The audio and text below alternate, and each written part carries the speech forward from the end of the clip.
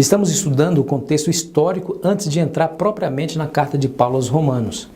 É prudente e muito importante entender o que se passava naquele tempo, os desafios que a igreja enfrentava, para que possamos entender o que Paulo escreveu aos seus leitores. Permaneça firme nesse estudo e certamente você entenderá essa importante literatura canônica, a Epístola de Paulo aos Romanos. Tema de hoje: conforme o costume de Moisés.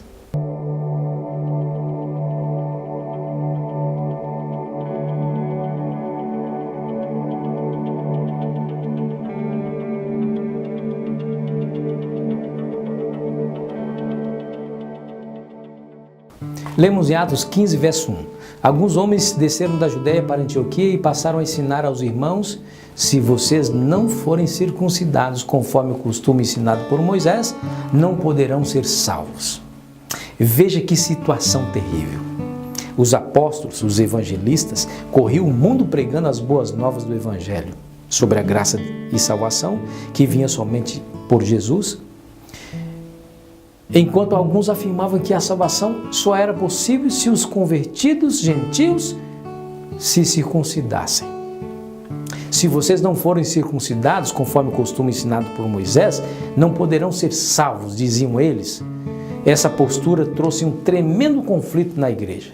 Veja o que a Bíblia diz. Isso levou Paulo e Barnabé a uma grande contenda e discussão com eles. Assim, Paulo e Barnabé foram designados junto com outros para irem a Jerusalém tratar dessa questão com os apóstolos e com os presbíteros. Atos 15, verso 2. Os judeus convertidos demoraram para compreender que todas as ofertas e sacrifícios havia prefigurado a morte do Filho de Deus. A sombra encontra a realidade. Por isso, os ritos e cerimônias não eram mais obrigatórias. Como esse conflito foi resolvido? Aqui aprendemos uma valiosa lição. Acompanhe. Paulo estava sempre pronto a reconhecer a autoridade conferida ao corpo de crentes unidos como igreja. Sentia necessidade de se aconselhar. Diante de assuntos importantes, alegremente eles apresentavam à igreja a fim de que a igreja se debruçasse sobre esses assuntos. Ele entendia como era importante se unir com os irmãos e buscar a Deus em comunidade para a solução de quaisquer questões que envolviam o futuro da igreja. Ele nunca agia isolado, não legislava em causa própria.